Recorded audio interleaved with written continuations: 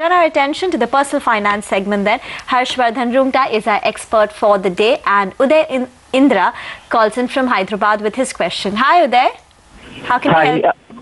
Yes, currently right now I'm investing around 12,500 per month in the mutual funds, and I would like to buy a home in the next 5 years, which might be worth around 50 to 75 lakhs. Could you please help me whether my investments are on track or not? So, how much do you currently invest, and do you want to invest 12,500 more? No, I am currently investing in SIPs 12,500 per month, and I would be increasing the allocation every year. Okay, and could you tell us where you're currently invested?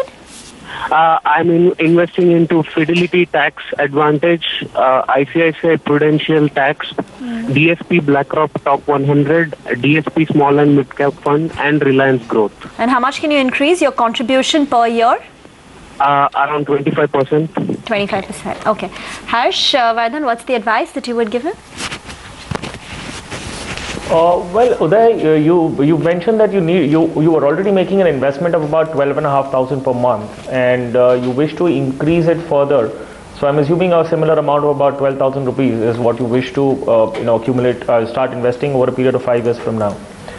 Now, even if I take, if I project the growth that at 14% for equities in the next 5 years, at 12,000 rupees per month would become about 10 lakh of rupees. Now you're going to be, largely short of your target of about 75 lakhs. So what I suggest is that at the time of buying the house, you could probably liquidate the investments which you've already made through SIPs that you're doing, and the fresh investments which you're going to do. Use that as a down payment, and to buy the house. That is your share of the house, and then take the balance amount you can take in the form of a housing loan from a bank or a financial institution. Now, considering that you have 5 years and you need to accumulate a large corpus, I can suggest a slightly aggressive portfolio, which is which you can divide between the 3 funds which I'm going to name to you equally. So you can put a 4,000 rupees into an HDFC equity fund, another 4,000 into UTI dividend yield fund, and the balance into the SBI emerging businesses fund. Now I need to also mention that you have about 2 small and mid cap funds into your portfolio already. So you could stop making investments into the DSP BlackRock small and mid cap and add that amount into the SBI emerging businesses fund. So with this, I think you will have a little aggressive portfolio, in the form of the funds that you're investing into. But I think that is what is needed to get you that kind of a push for a large corpus over 5 years. And he stays with the tax. Does he stay with the tax saving plans? He's got 2 of them, Fidelity as well as ICICI. Yeah, Lata, at least till the time the direct tax code comes into play, he will need to invest into them for, I believe, tax benefits under Section 80C. If that is the requirement, then he must continue.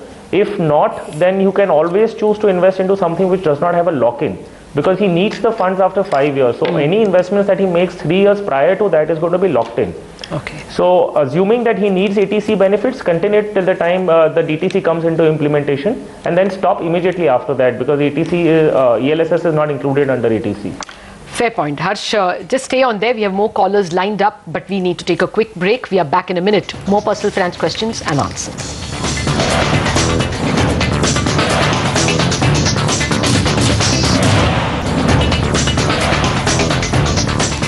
Steady as she can possibly get. Markets not going anywhere, probably waiting eagerly for cues, and they may come from the European markets, but that's still about 3-4 minutes away. So let's continue with our personal finance Q&A session.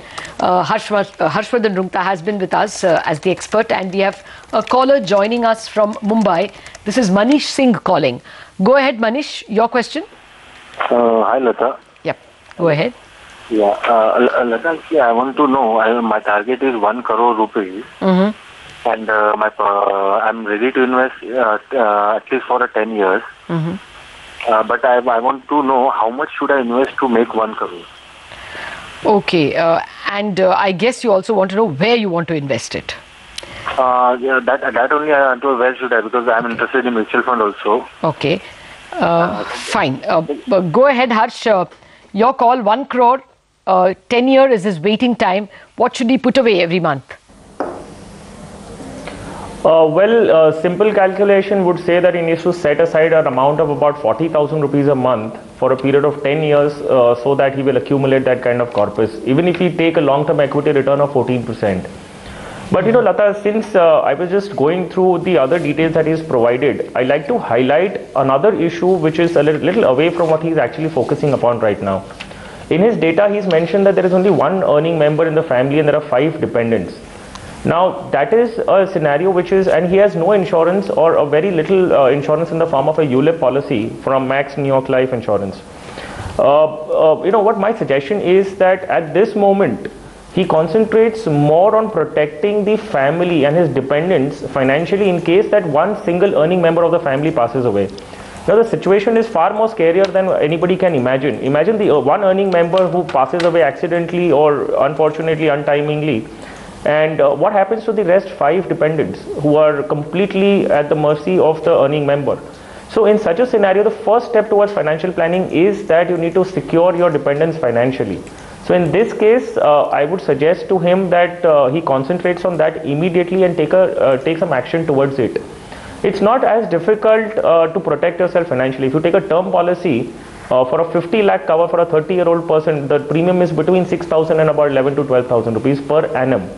So he needs to take an insurance of at least 10 to 15 times of his annual income so that his dependents can be assured of some kind of money in case that sole earning member is no more.